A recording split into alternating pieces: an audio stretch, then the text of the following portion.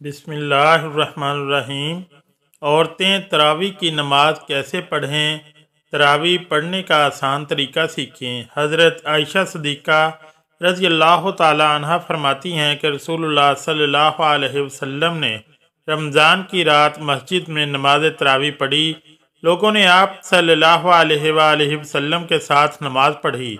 फिर दूसरी रात की नमाज में शुरका ज़्यादा हो गए। तीसरी या चौथी रात आप सल्लल्लाहु अलैहि वसल्लम नमाज तरावी के लिए मस्जिद में तशरीफ़ ना लाए और सुबह को फरमाया कि मैंने तुम्हारा शौक़ देख लिया और मैं इस डर से नहीं आया कि कहीं ये नमाज तुम पर रमज़ान में फ़र्ज न कर दी जाए, क्योंकि रसूलुल्लाह सल्लल्लाहु अलैहि वसल्लम ने खुद अपने खुलफाए राशिदीन की सुन्नत पर अमल करने का ताकीदी हुक्म दिया है। लिहाजा इनका किया हुआ अमल भी खुद रसूलुल्लाह सल्लल्लाहु अलैहि वसल्लम की सुन्नत की मानिंद है और इनकी अतात भी रसूलुल्लाह सल्लल्लाहु अलैहि वसल्लम की अतात है। लिहाजा जब हज़रत उमर रज़ी अल्लाह ताला अन्हो, जो खुद खुलफाए राशिदीन अशरा मुबशरा में से एक और बहुत फ़ज़ाइल के हामिल हैं, ने जलील क़दर फ़ुक़हा सहाबा कराम रज़ी अल्लाह अन्हुम की मौजूदगी में रमज़ान मुबारक में बाजमात तरावी का एहतमाम करवाया तो सब ने इसकी तहसीन की, किसी एक ने भी नकीर नहीं की। इसलिए तरावी की नमाज सुन्नत मौक़दा है। हज़ूर सल्लल्लाहु अलैहि वसल्लम के बाद सैयदना अबू बकर सिद्दीक़ रज़ी अल्लाह ताला अन्हो के दौरे खिलाफत में दाखिली और खारजी फितनों की कसरत और मुद्दत खिलाफत की किल्लत की बिना पर इस सुन्नत अजीमा के क़याम का मौका न मिल सका, लेकिन सैयदना उमर फ़ारूक रज़ी अल्लाह ताला अन्हो ने अपने दौरे खिलाफत में इस सुन्नत को, जो आरिज़ की बिना पर मौक़फ़ थी लेकिन अब वो आरिज़ चूँकि बाकी नहीं रहा था, जारी फरमा दिया। मुल्ला अली कारी अलामा तैयबी के हवाला नकल करते हैं, अगरचे तरावी बाजमात हज़रत अबू बकर सिद्दीक़ रज़ी अल्लाह ताला अन्हो के ज़माने में नहीं थी, लेकिन चूँकि हज़ूर अकरम सल्लल्लाहु अलैहि वसल्लम ने से पढ़ा था और हज़रत उमर रज़ी अल्लाह ताला अन्हो ने इन लोगों में थे जो इस हकीकत से बाखबर थे, उन्होंने दायमी तौर पर जारी फरमा दिया तो इन्हें इसका भी अजर है और क़यामत तक जो लोग अमल करते रहेंगे इनका भी अजर है। बुखारी शरीफ में हज़रत आयशा रज़ी अल्लाह ताला अन्हा की रवायत में है कि एक रात रसूलुल्लाह सल्लल्लाहु अलैहि वसल्लम इमाम मस्जिद में तशरीफ़ लाए और नमाज पढ़ी। लोगों ने भी आपके साथ नमाज पढ़ी। इन नमाजियों ने सुबह होने पर दूसरे लोगों को भी बताया तो दूसरी रात मजमा बहुत बढ़ गया और हज़रत सल्लल्लाहु अलैहि वसल्लम के साथ लोगों ने नमाज अदा की। तीसरी रात बातें सुनकर लोग बहुत इकट्ठे हो गए, हत्ता कि मस्जिद की तंगो अमानी जाहिर होने लगी। इस शब सुबह की नमाज से फारिग होकर हज़रत सल्लल्लाहु अलैहि वसल्लम ने लोगों से मुतवज्जे होकर इरशाद फरमाया कि मैं ख़तरा महसूस करता हूँ कि कहीं तुम पर नमाज फ़र्ज न कर दी जाए और फिर तुम इसे पढ़ ना सकोगे।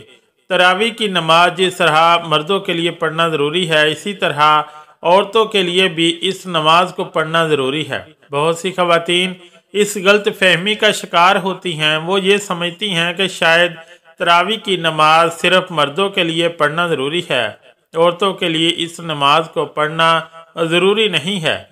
हालांकि ये बहुत बड़ी गलत फहमी है। याद रखिए कि तरावी की नमाज सुन्नत मौक़दा है। बगैर किसी शरई उज़र के इसको छोड़ेंगे तो गुनाहगार होंगे। मर्द भी पढ़ेंगे और औरतों के लिए भी इस नमाज को पढ़ना ज़रूरी है। औरतें तरावी की नमाज को बगैर किसी शरई उज़र के छोड़ेंगी तो गुनाहगार होंगी, इसलिए औरतें भी इस नमाज को ज़रूर पढ़ें।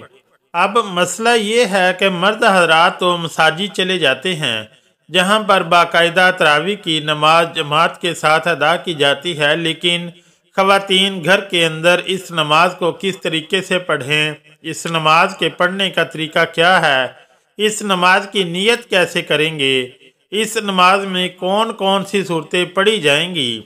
सबसे पहले तो हम इशा के 4 फ़र्ज़ पढ़ेंगे। इशा की नमाज के 4 फ़र्ज़ पढ़ने के बाद फिर हम 2 सुन्नत मौक़दा 2 सुन्नत अदा करेंगे।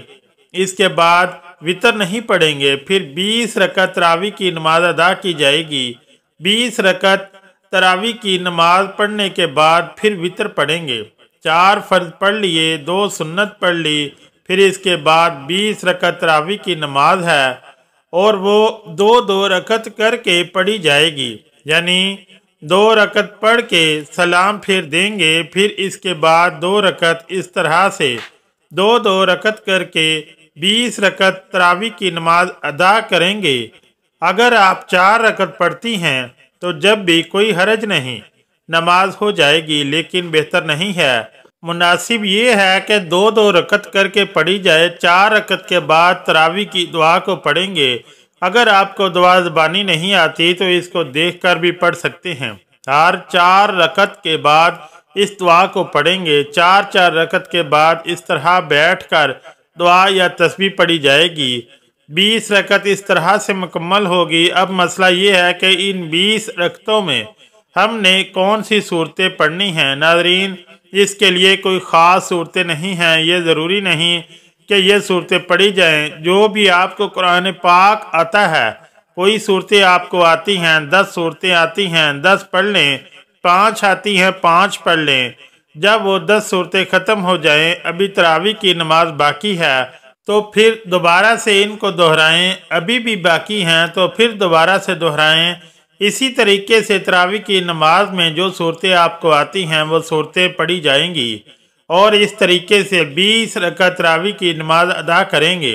अगर आपको सिर्फ 4 सूरतें आती हैं, यानी 4 कुल आते हैं, तो जब भी आपकी नमाज बिल्कुल आसान तरीके से अदा हो जाएगी।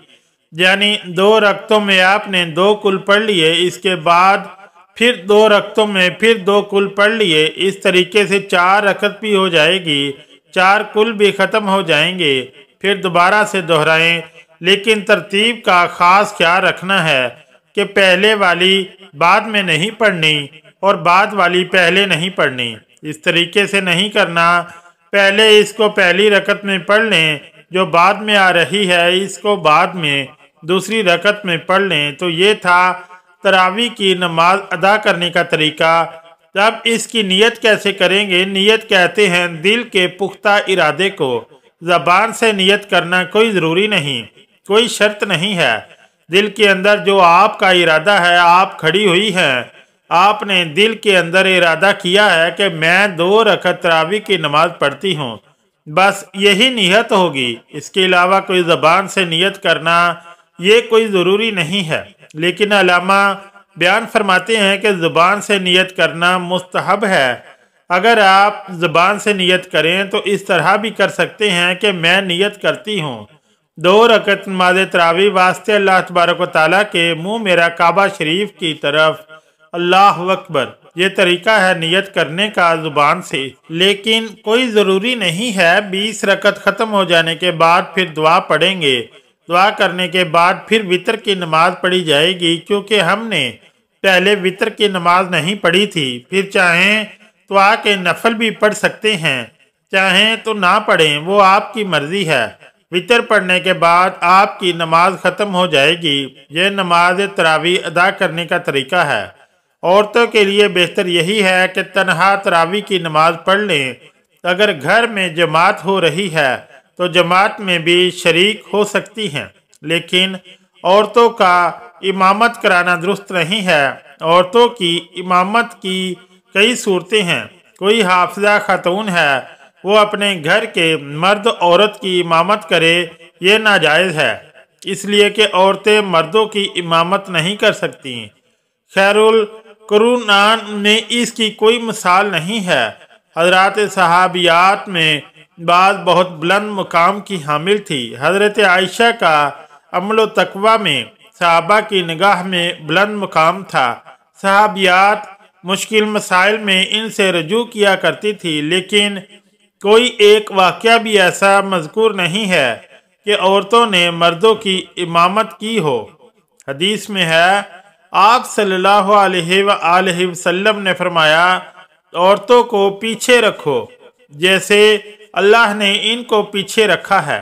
हदीस से मालूम होता है कि औरतों को मर्दों से पीछे खड़ा होना चाहिए, और अगर عورت کو مردوں کا امام بنا دیا جائے تو عورت کا مردوں کے آگے ہونا لازم ہو جائے گا۔ اس لیے عورتوں کے لیے مردوں کی امامت کرنا ناجائز اور حرام ہے۔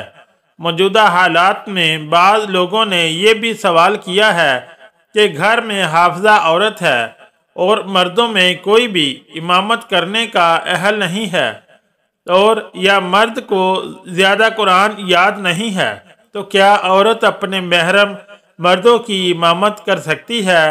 ظاہر ہے کہ اس کا حکم بھی عدم جواز کا ہے۔